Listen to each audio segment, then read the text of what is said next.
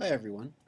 Sometimes it becomes necessary to resend a password or a login if a parent loses it, or in some cases if um, a student doesn't bring that information home, or even we've had situations where a parent has had the login changed by another parent,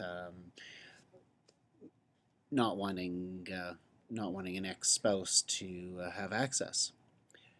In those situations, and assuming that the parent that you're giving access to is meant to have access, of course, you'd want to make sure that if you have a parent that has been denied access to their kids, that you don't do this process for them. But for parents that do have access to their children, you can generate a login for them as a teacher. The way to do this is to simply go to your input class remarks screen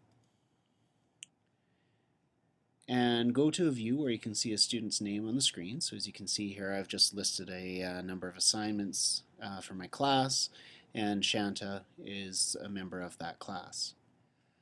Now Shanta's dad, for example, has called me up and said that he doesn't have access to Students Achieve and needs a login and password. What I can do is if I click on Shanta's name, you'll see that there's one of the tabs that says Parents and Contacts. Now this, by the way, will have all of the information for the parents imported from Maplewood. However, in this case, all I want to be able to do is to send Mr. Barter a login so that he can get into to Students Achieve. So what I'm going to do is I'm going to just click right here where the little Edit Record button is. The first thing I'm going to do is make sure that Mr. Barter's email is actually entered into the system. If it isn't, this process will not work. At the bottom of the screen, once that's done, so I'll type in his email and I'll hit save. Once that's done, I can go to the bottom of the screen and press email my password.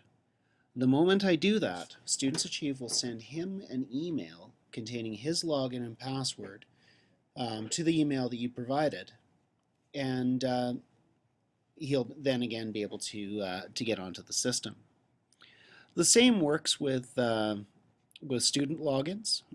So if you have a student that has forgotten their login or password, if you just go to the student info page and you go ahead and enter their email information or an email for where this information can be sent, just pressing email my password will send that information to them.